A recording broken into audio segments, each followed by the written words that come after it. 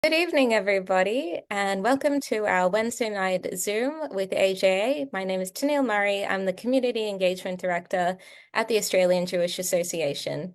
Tonight, we're really happy to have you here live with us on Zoom, those who are watching on our Facebook live stream, if you're watching on YouTube in the future, or listening tomorrow on J-Air. Tonight, we are discussing religious motivated terrorism. We are working with Professor Matthew Ogilvie, and this presentation will explain the way that terrorists think and the sort of conscience that allows them to commit acts that civilized people think of as evil. We've seen a lot of evil going around in the world, especially with what's happened in October in Israel 2023. And this is a topic that we're really looking forward to getting right into the psyche of why people can commit evil acts like this. Please welcome Professor Matthew Ogilvie, Professor of Theology at the University of Notre Dame. He taught a university course on religiously motivated terrorism and has spoken to many audiences across Australia and North America, and is the current chair of the Friends of Israel in Western Australia. We are so pleased to have you this evening, Matthew. Thank you very much. Thank you so much, Tennille. That's one heck of an introduction. I'll try to live up to it. I'm really grateful, and thank you all for being here this evening. I'm most grateful to the Australian Jewish Association, especially Dr. David Adler, for holding this online event and for inviting me to speak.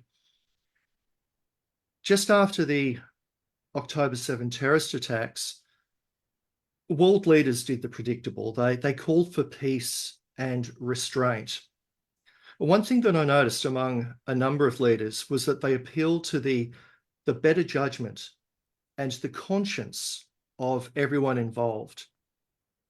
And I just knew that those words, the better judgment and conscience, that'd be wasted on Hamas. And in this presentation, I'd like to explain why I thought that. It comes from the work that I've done in the area of religiously motivated terrorism. As a bit of background, I've been interested in the field since the 1990s. I was very interested in fringe Christian groups in North America who were a serious threat in those days. But the events of 9/11 meant that I got involved in the study of Muslim terrorism as well. And as part of that, I watched an interview, an interrogation actually, of a would-be suicide bomber, so someone who'd failed in his mission. And he was asked what he thought. The interrogator said, look, you were sent to wound and kill innocent women and children. He was asked, how do you feel about that? And he said, well, look, and these are his exact words, I knew it was wrong, but my commander told me it was the will of God. I knew it was wrong, but my commander said it was the will of God. And he attempted to kill women, children, and men. And it's that sort of, and I'll call it for what it is, this sick, perverted moral reasoning that's seen among many religiously motivated terrorists today. Now, I do have to say, it's not the way that reasonable Muslims think. And I do stick up for the majority of Muslims who don't think this way. But it's the way that violent Muslim extremists think. And it's sad that many political leaders, especially in the West, don't get that point. And I'm convinced that until they realize that violent extremists don't think the way that we do about morality, they will continue to be surprised by the events of October 7 and similar events, and they'll continue to fail to respond adequately. What is it about this conscience or lack of conscience? The reality is that in extremist Islam, the law of Allah is something that overrides the human conscience. It overrides our human sense of morality.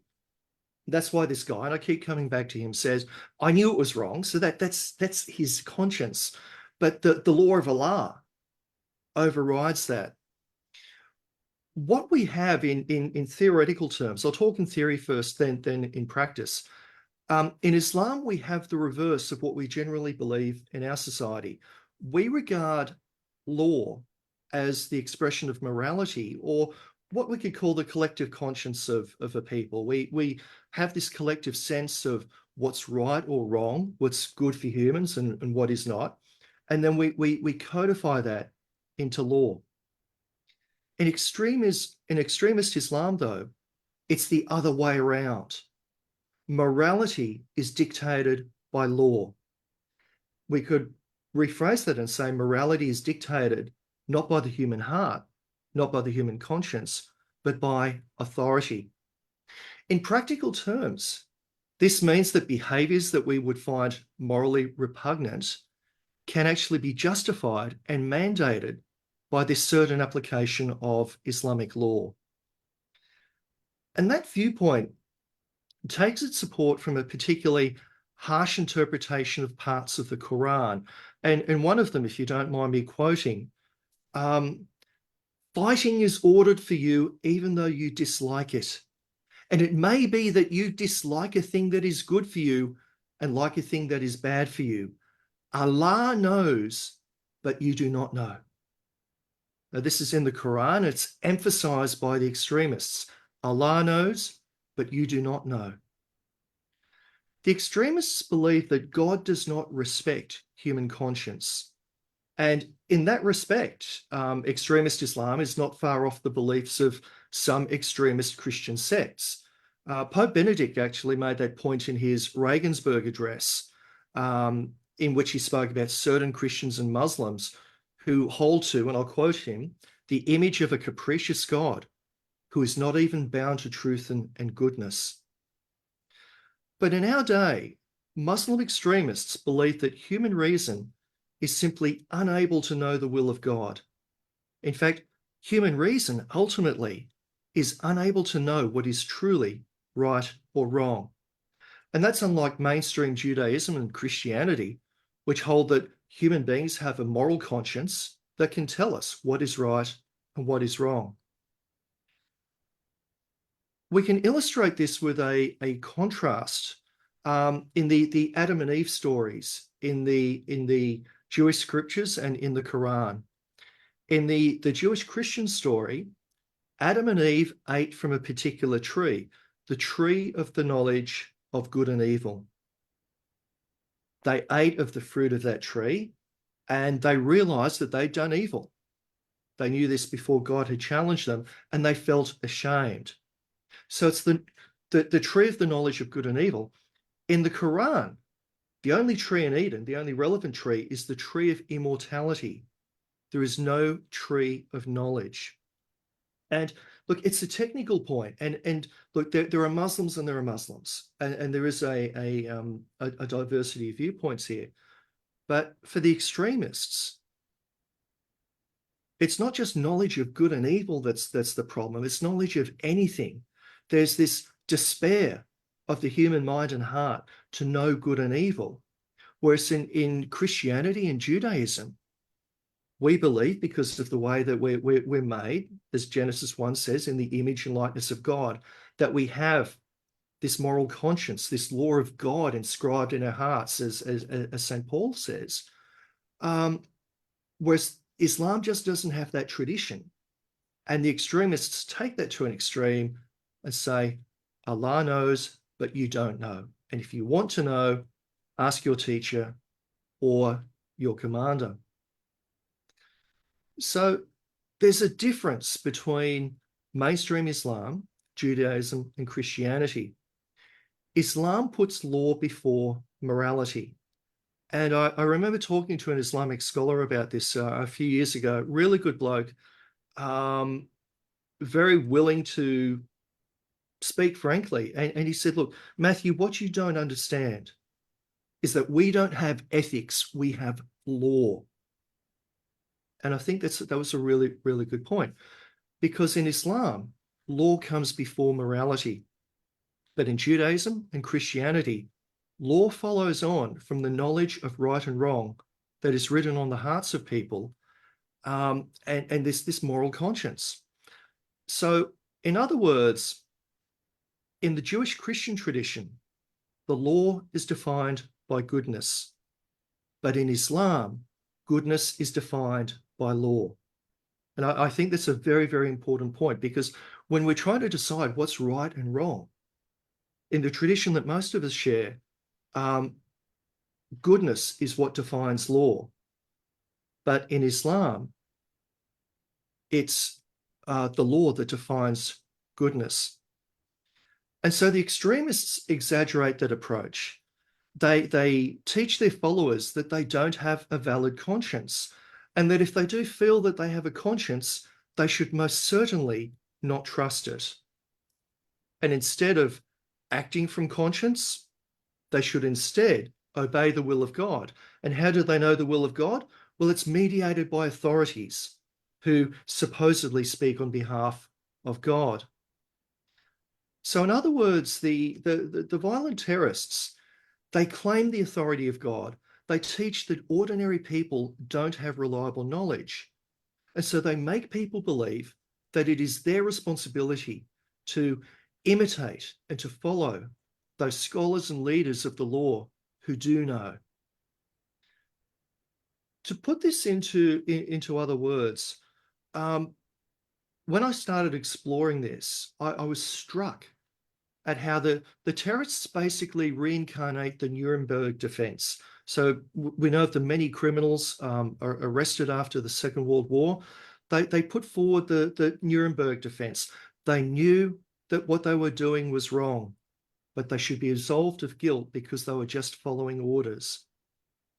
Now, unfortunately, the terrorists of today, the extremists, teach their followers the same thing.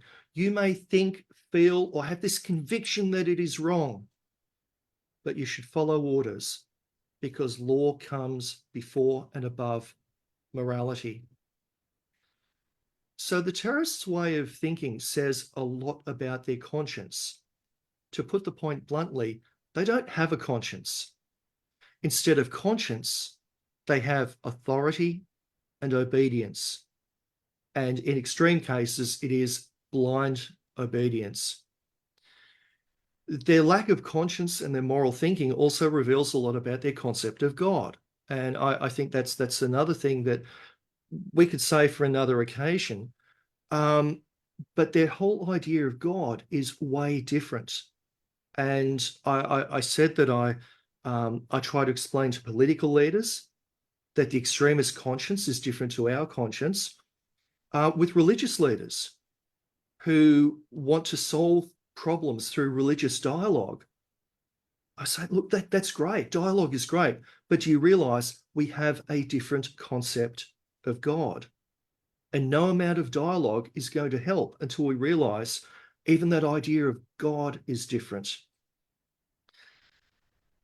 So until our leaders get those points, I can only lament the fact that many Western leaders don't realize that religious terrorists and their supporters don't think, and they don't do their moral reasoning the way that we do.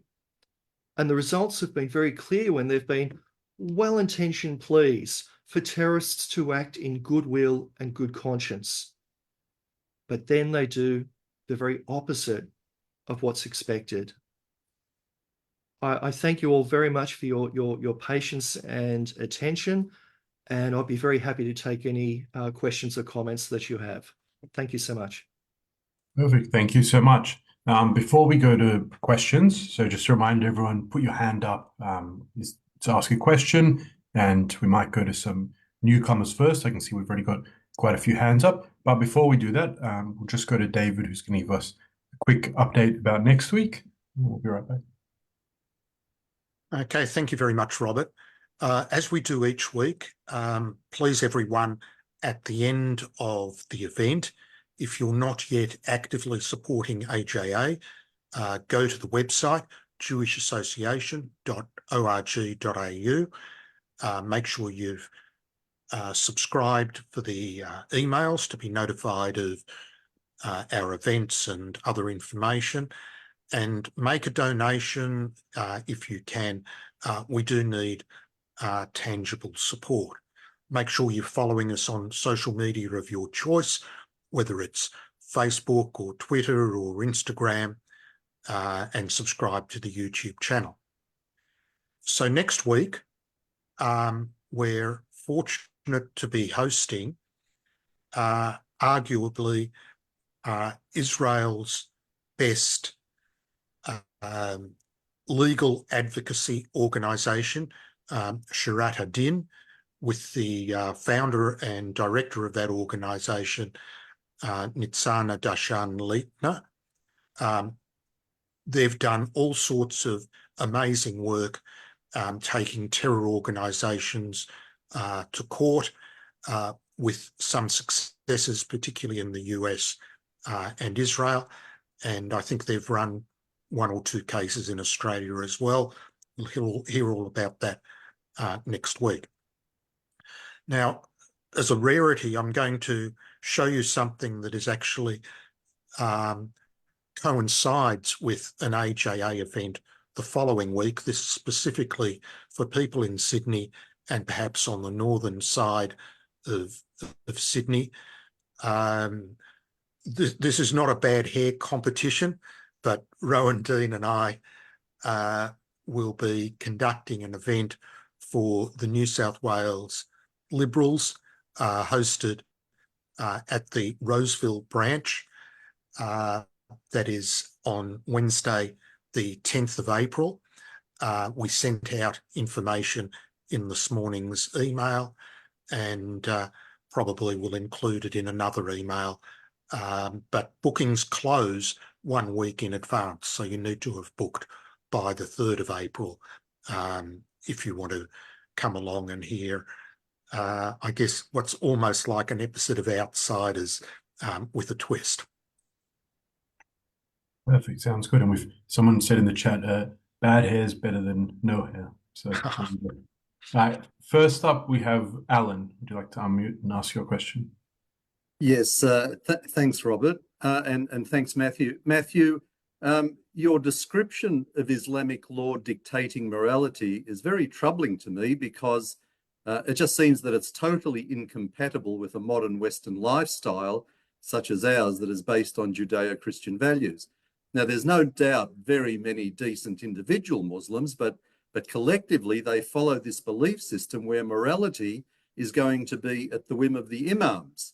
So how can our society ever hope to grow peacefully as our immigration rate rises and Muslims get more and more political power?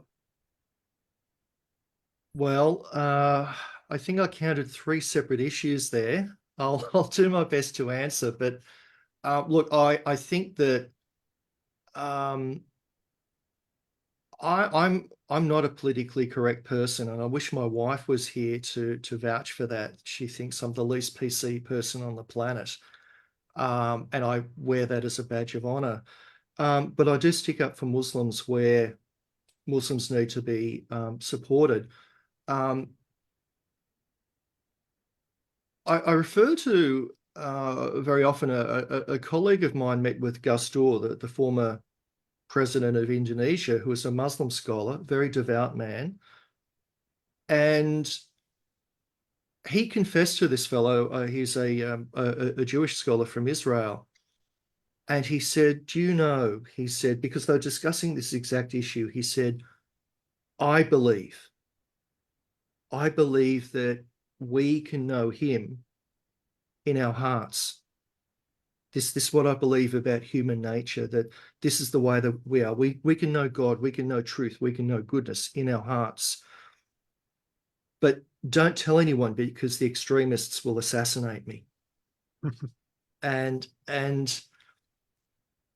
I remember, look, meeting countless really good Muslims, but there's a problem.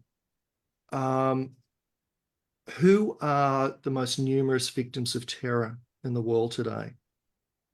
And when I ask my students questions about that, they'll go, oh, Jewish people, Christians, whoever. And that's actually Muslims.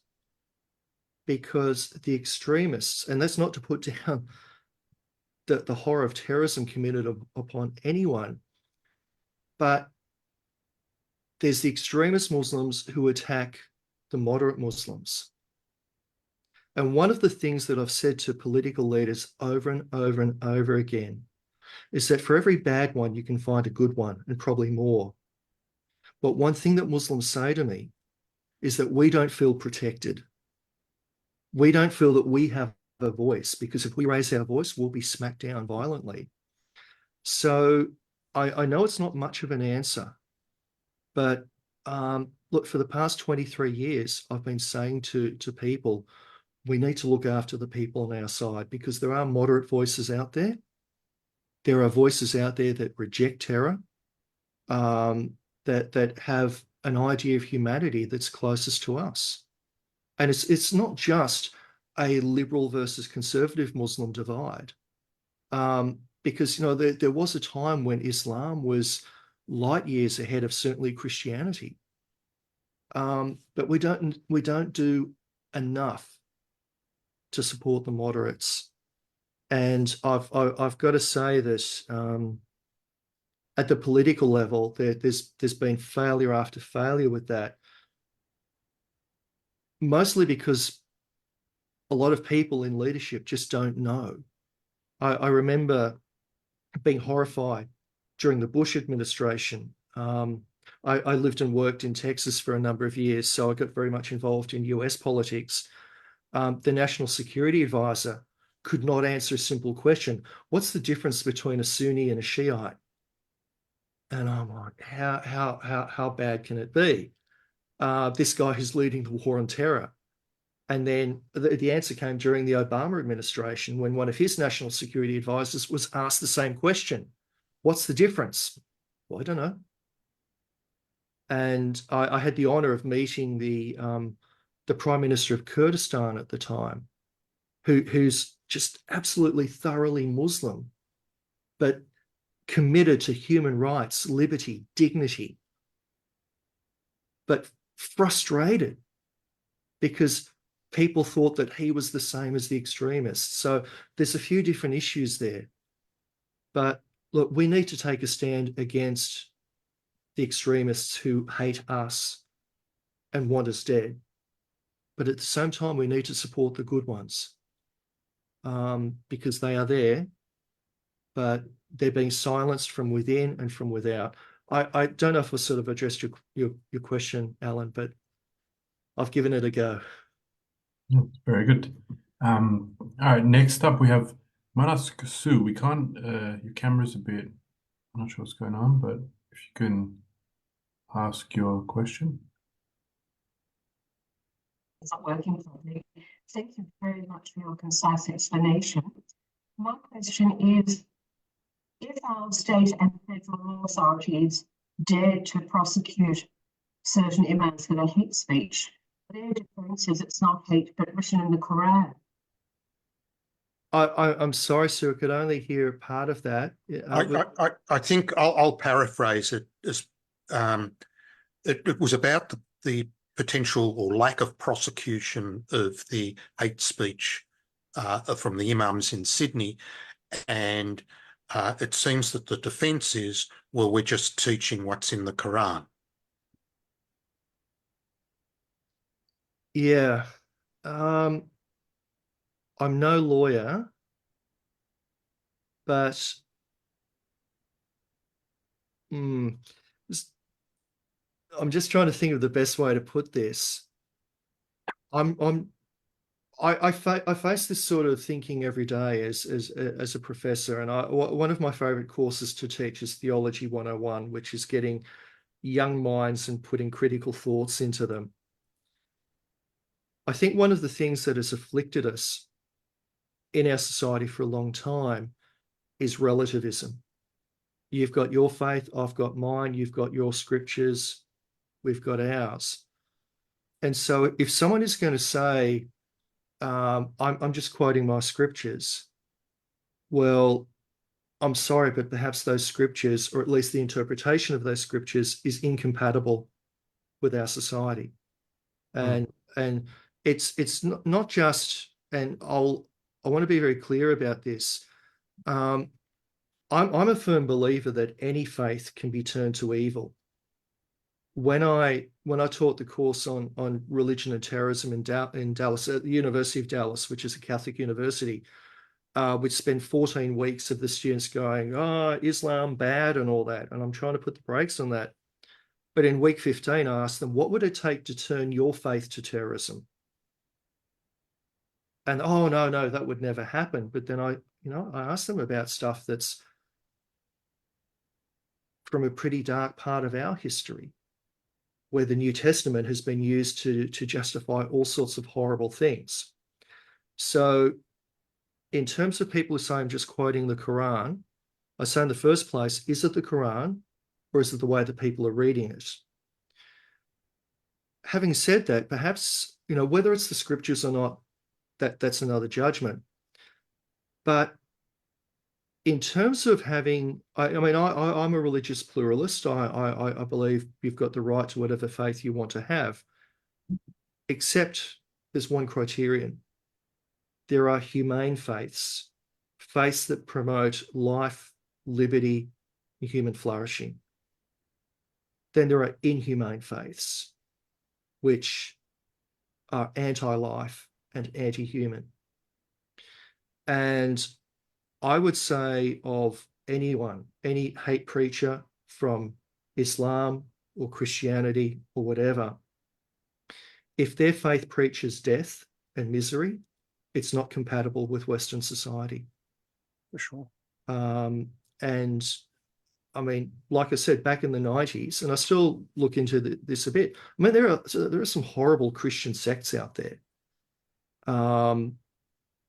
And some of them are violent extremists. Some of them commit terrorism and mass murder. But they're using the New Testament, which was written about a fellow who was a pacifist. So whether it's the scriptures or whether it's the interpretation, it's the beliefs. If those beliefs are inhumane, they're incompatible with our society. And that perhaps goes back to Alan's point. And I think that whether it's a religious belief or a secular belief or whatever, if you come to Australia, you should uphold basic human values. I hope, Sue, I've lost you there, but I hope I've sort of addressed your question. Yeah, definitely. It's the nail on the head there. Next up, we have Mr. Cohen. Would you like to ask your question?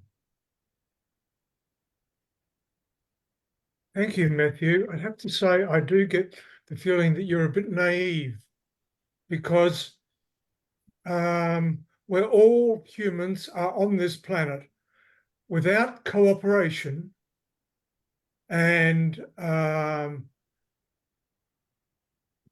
pleasant meeting between all of them, the actual planet will fail. Now, what you've said is, why don't isn't this tested on the throes of the United Nations and challenge the Muslims? Because if they can't move from this spot, and you said there are good Muslims, well, I'm sure good Muslims don't stand on the fence and aren't bystanders. That's what happened in the Holocaust. And what you're suggesting is that we accept the Holocaust for all because they call it religion. It's not religion, it's power. And the power of violence is not new to humanity, but it's something that we've worked hard at over the last 4,000 years to get rid of. And if they can't get rid of that, then they're basically declaring war on the whole of the people on earth, without a shadow of doubt. Okay, we'll let our guest respond. Yeah, wow, I've been called politically incorrect, but not naive for a long time. I think with all respect, I think you may have misunderstood what I was saying.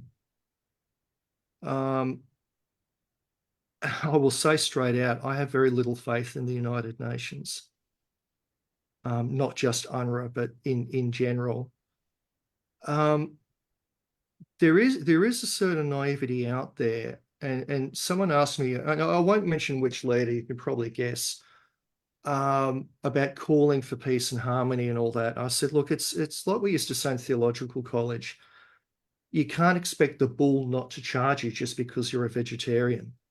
I mean, you're coming out of very, very different horizons. in terms of cooperation, look, we should cooperate where we can, even with people with whom we disagree.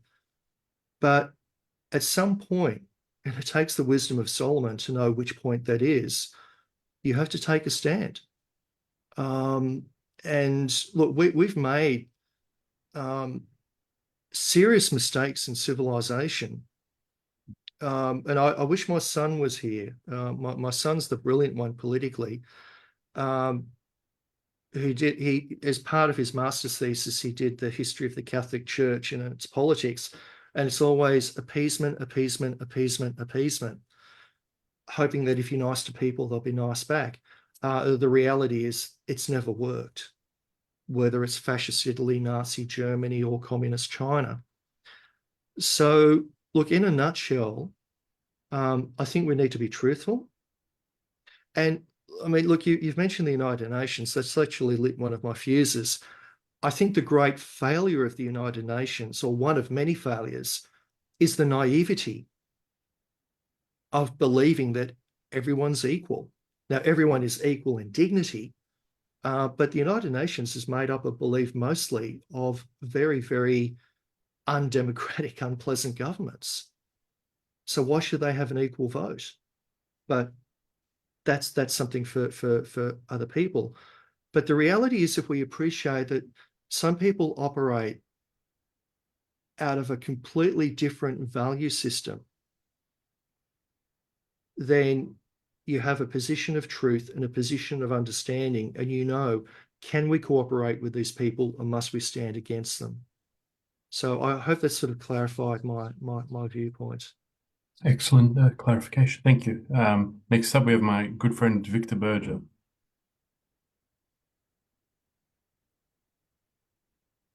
I think you're muted. You need to unmute Victor. We might. He's got it. He's got it. Okay. How is it that leaders of Western countries can hold to their erroneous views despite overwhelming evidence to the contrary? Then how can we criticise the average person for accepting the views or imputations of the expressions of their leaders? It is not even a fallback position. Courts make decisions. The average person accepts its veracity. Right. I may have missed some of the question there. Could you repeat it if you don't mind? Sure. How is it that leaders of Western countries can hold to their erroneous views despite overwhelming evidence to the contrary? Then how can we criticise the average person for accepting the views or imputations of the expressions of their leaders? It is even not a fallback position. Yeah. Courts make decisions. The average person accepts its veracity. Yeah, in terms of the average person, was it Donald Trump who said we live in a post-truth society? That's the only time I'm going to quote Donald Trump, but it was either Trump or someone about the whole Trump phenomenon. Truth nowadays is a precious commodity that a lot of people don't have access to as much as they should. Look, in terms of our leaders, sometimes people are willfully ignorant. And the Jewish people of all know about this experience where people can see something staring them right in the face, and they prefer not to believe that it's happening. I think, look, for the ordinary person, one thing about new media that excites me is that people are no longer beholden to the mainstream media, which doesn't prioritize truth. When I lived in the United States, I was actually quite heartened, not because I'm a fan of this particular network, so this isn't an endorsement, but when I lived in the States, I was told that Fox News had more viewers than all of the other major networks combined. And I mean, look, God bless the people at Fox. But what excited me was not particularly what Fox was saying, but the fact that these traditional bastions of less than truthful journalism were being challenged. And I think with new media, whether it's broadcast media or social media, gives us new opportunities to reach out to people. With political leaders, I find that persistent engagement really helps. I'm involved in a few issues nationally and in Western Australia. And, you know, God love them. I'm very, very good friends with some of the people I'm about to talk about, no names. But someone said, I sent this leader stuff that was so blindingly obvious, they should have responded immediately. And I said, look, in my experience, it takes an average of 3 attempts to get the message through. And that's even when you've got something which is absolutely obvious. So persist, persist, persist. And look, we've got a federal election coming up. And I hate to sound Machiavellian, but it's the perfect time to reach out to them. And if enough people email, phone, or write, the message gets across. So we can get the message across to our fellow citizens in conversation through new media, our political leaders. And no, this is one thing that I tell people. An email is valued by political leaders. Their staffers collate all of them to say, right, we've got this many people on one side, this many people on another. A phone call, which you've had to invest in. You've got to invest time in a phone call. That's valued even more. And a letter, even more so. So persist, persist, persist. That's what I suggest. Very good advice. Next up, we've got Rachel.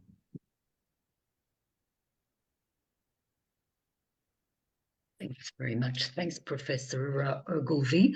Look, I feel like it's a bit of a hornet's nest, this whole subject. The thing that's come to mind is where were the voices even of moderate Islam in the face of the massacre in Israel on October the 7th? Did anybody say anything? Did any Muslims say anything? Very few were reported in the press, and I'm not aware of many myself. I know of one imam who condemned it, but he's certainly not in Australia, yes. But the loudest voices are always the most extreme ones. And look, the reality, there was a great failure to condemn. But there are also, look, as everyone in this gathering knows, the anti-Semitism started flowing almost straight away, even before Israel responded. There's something, I think, I was going to say as bad, I actually think it's worse, is the condemnation, and I'm not just talking about Muslims here, but from some of the Christian churches which said, we condemn the Hamas attacks, but, and as soon as you hear that word, but, you know something horrible is going to happen. The terrorism is equal to the Israeli response or something like that. And I actually think that's worse, in my opinion, because and look, one other thing that I'd say is that in Islam, it's actually a grave sin to speak ill of a fellow Muslim. And this is actually one of the reasons why bin Laden was so radical, was that he was willing to denounce other Muslims and condemn them. That's something that you don't do, because it's against the faith, and it's against the identity And so there's that sort of those sensitivities that mean Muslims are very, very reluctant to condemn a fellow Muslim. And then there are, of course, the ones who, let's face it, many of them supported October 7. I think most Palestinians in Israel, the West Bank, certainly in Gaza, supported it. And as we've seen, especially in Sydney and Melbourne, a lot of Muslims support it too. So where are the voices condemning it? Very quiet, very suppressed, drowned out, and probably very few. So I'm afraid I don't have a better answer to that. But look, I know I've been all over the place, North America, Western Australia. I lived in Sydney. I remember on 9/11. I've always been a politics fan. My wife and I were watching The West Wing, and we saw 9/11 happen live. And I remember that in Lakemba, people were dancing in the streets, celebrating. And they're doing it in the West Bank too, until Arafat told them to stop because it was bad PR. So there are these loud voices, and there's a critical mass of these loud voices that where there are voices that condemn, they're drowned out. Big problem. Yep. Next up, we have Greg Hearn. Why, thanks very much. At the start of your presentation, I'll refer that, is that sick, violent, extremist part of Allah's will found in the very heart of the Quran and the Sunnah? And also following from that, what's the difference between an extremist and a fully compliant Muslim? Thank you.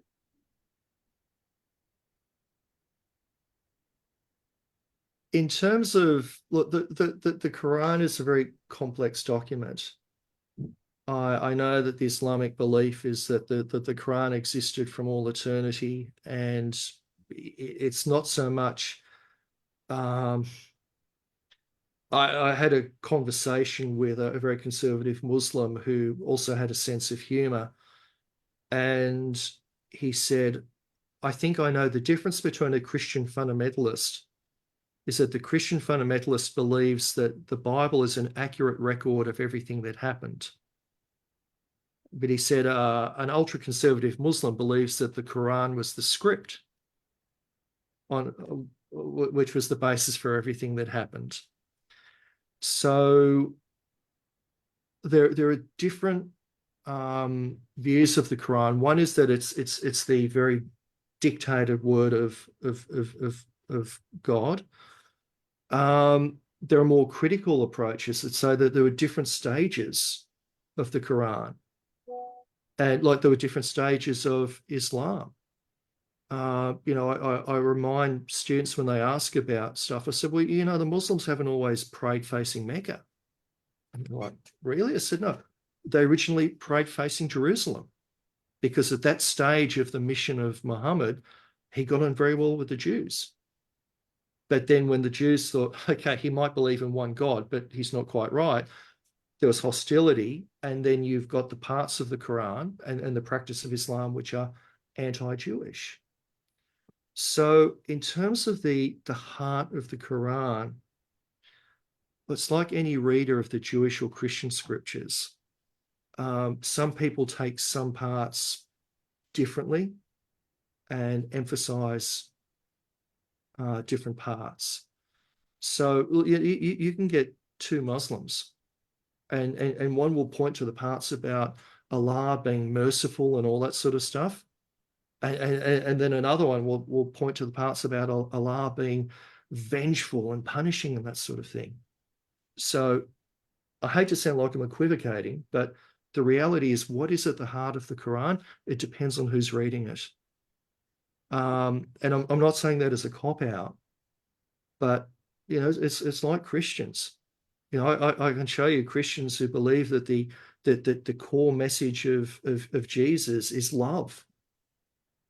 And because he speaks about the love of God and the love of the Father and all that, then another Christian will say, no, the core is weeping and gnashing of teeth, both in the New Testament.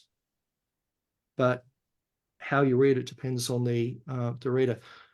You asked another part to the question, and I've forgotten already. I think it was the difference between a fully compliant Muslim and an extremist. I guess extremism is, it's in the eye of the beholder in a way. Look, an extremist, I know practicing Muslims who would probably make Muhammad proud. You know, they pray, they do people. They follow their law scrupulously. And I can get on very well with them because they believe in humanity. But then you've got the extremists who are compliant with their version, their interpretation, and their approach. Well, I might give you an example. In the Quran, suicide is a sin. And in Muslim tradition, even in battle, you're not allowed to commit suicide. It's something that sends you to eternal damnation. But Hamas believe that suicide's a virtue. You get your 72 dark-eyed virgins, the crown with the jewels, you intercede for many of your family and all that sort of thing. That's probably the difference between a compliant and an extremist. An extremist takes that message and perverts it for an unjust purpose. I hope that sort of answers your question. Yeah, all right. Well, we've got a lot more questions, so let's try and get through them very quickly. We'll see how many we can go through. Ben, would you like to ask your question? Yeah, hi, thanks. And I'm just, to be honest, a little disappointed because I haven't heard so far anything really that I didn't know. I think I've heard a lot of assertions that I've heard before, and nothing concrete in terms of helpfulness. For example, we need to reach out to Muslims. We need to support the moderate ones. One of my question is, do you have any sort of concrete ideas or proposals about how to do that? The second is that I question and would like you perhaps to sort of respond to the assertions you are making about Judaism and Christianity putting values above the law and the dogma, the text, the canon. Your connection's gone. Your connection, you're breaking up. Is the religion good? We might just deal with the first bit.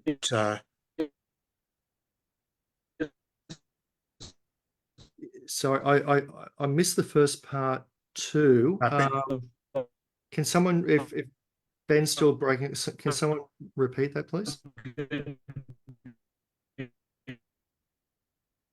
Sorry, Ben, we can't hear you. Yeah, your connection's gone bad, Ben.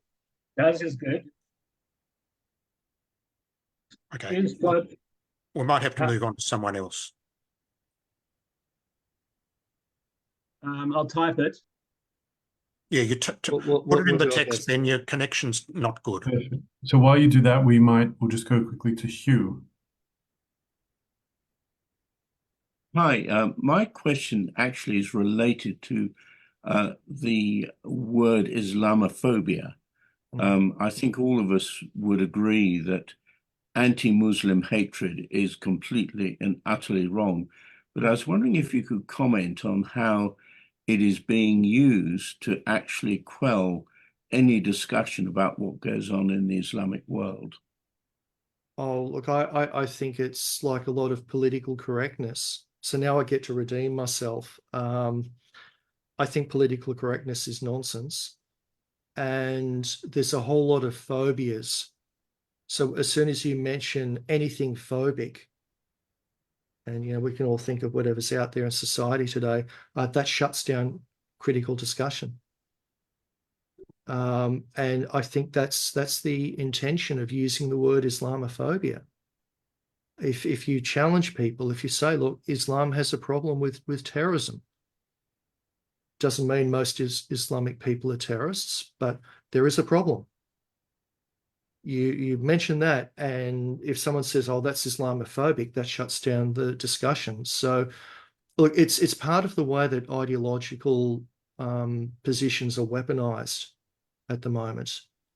I think that political correctness and related movements, they weaponize truth or a version of truth. They weaponize language in order to shut down the truth.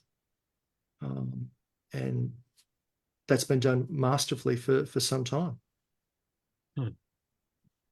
Next up, Jeff. Greetings. You mentioned quite justifiably that Islam, or the terrorists, should I say, have no conscience, no shame, and are reticent to use any elements of truth in their teachings. So I would put to you that is so.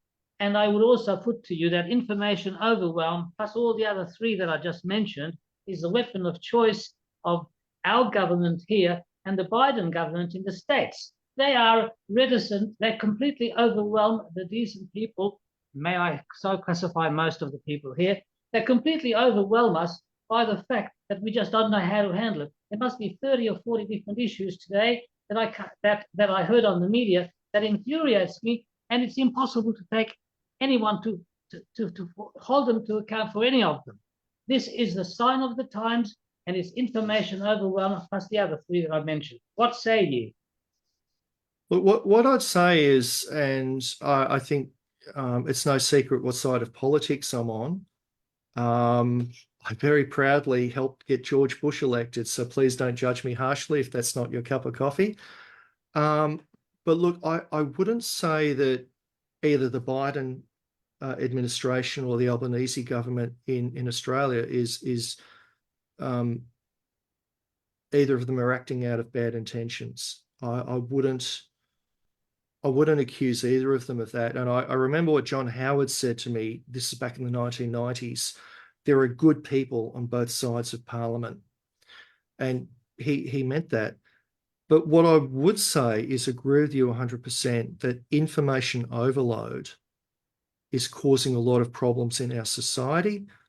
And that allows people of ill intent or just a bad movement to stop people from thinking. I mean, critical thinking takes time, takes effort, takes focus. And when you've got your 4 different newspapers, your TV, broadcast and cable, your social media, your LinkedIn, Facebook, email, et cetera, people don't have the time to really think seriously about things anymore. And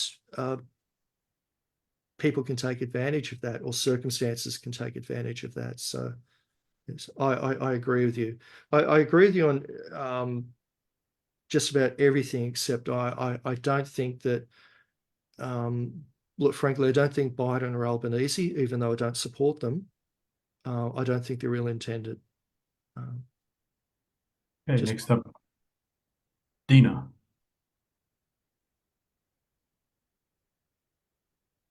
I'm not sure that Muhammad was all sweetness and light or a good role model, but that's not my question.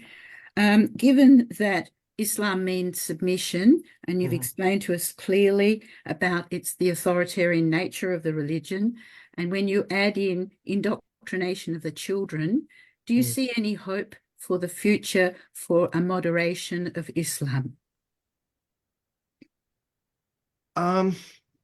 Well, there's a few things. I mean, you mentioned Islam means submission, and that's one of the bits of political correctness that drives me nuts. Yeah, Islam literally means peace, but it's a different sort of peace to shalom peace. It means submission, which basically means you'll be at peace when you submit. In terms of hope for the future, I get very depressed watching the media that comes out of Gaza.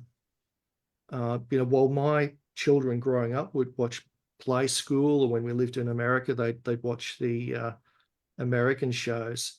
Kids in Gaza were watching a Mickey Mouse figure telling them to blow themselves up and to kill Jewish people. And unfortunately, I think that, like so many other evil movements throughout human history, I'm very pessimistic. In fact, I'm writing an article at the moment about the response to October 7. And one of the points that I'm making, I mean, like the people keep talking about civilian casualties in Gaza.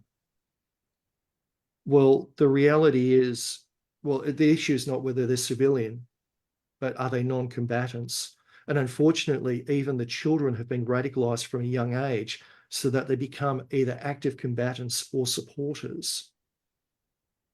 And that leaves me personally very, very pessimistic. I'll quote a very wise gentleman from the Central Intelligence Agency, and I mean, people normally don't put those words together, but he was asked how we end this. This is in the context of the whole 9/11 business. And he said, look, in the short term, it's bombs and bullets. We shoot people and we blow them up. That's a short-term thing. But he said for a long-term solution, we build liberal arts colleges. We teach people about the dignity of the human person, the rights of individuals. Excuse me. We teach them a concept of a God of love, compassion, truth, and goodness, and teach them that they can know truth for themselves. But the problem is that that program's a 100-year program. And, the good news is with time it can change. The bad news is it's going to take time. So is it possible? Is it hard work? Yes. Will it happen with the current world order? No, I think we need a radical change. That's just my view. Yeah, I think I might get Ben to quickly try your question again. Apologies to everyone else who's got their hands up. We'll try and reach you next time. I'm just running out of time. So Ben, see if maybe pick one of your questions and just re-ask it. One short one, but we're right up to time. Okay. So what is my first one? My first one is about practical examples in terms of what you asserted, that we need to engage with moderate Muslims and so on. What practical steps do you recommend that can be taken? Well, look, I'll be biased. I think that establishing Western-style universities and colleges in these countries is a good thing. I'm a big admirer of Colin Powell, the US general and cabinet member, with the great threat he made against the Taliban. And he said, if you don't surrender... What can we do in Australia? Sorry to interrupt. What can we... I'm sorry. I'm someone was saying something, but the lines were being crossed. But look, when Colin Powell said, we will invade your country, take your women and put them in college, I think in the short term, the military solution is the only solution. The extremists are not going to sit down and shake our hand just because we're nice to them. But long term, changing minds and hearts. And education's one way. I also think that, look, our governments should be very careful about our foreign aid. For a start, cutting off funding to UNRWA is a very good idea, and looking at who else we support. I mean, we should always support people with humanitarian aid, but if that money is going into funding radicalisation, it should be cut off. So that's just a couple of ideas.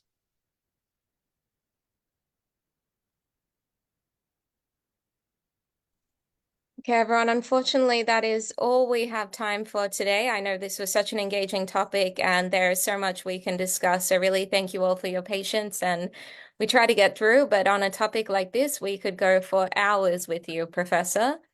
So on behalf of all of us here tonight, everyone from HAA, we'd like to extend our greatest gratitude and thank you for you joining us tonight to discuss this really important topic. I want to remind everybody that this was recorded. The YouTube recording, the Facebook Live video will be available, so please share this with your friends, get the message out. Let us all understand the psyche and work together to create a better and improved future. Thank you very much again. Good night, everybody. Thank you very much.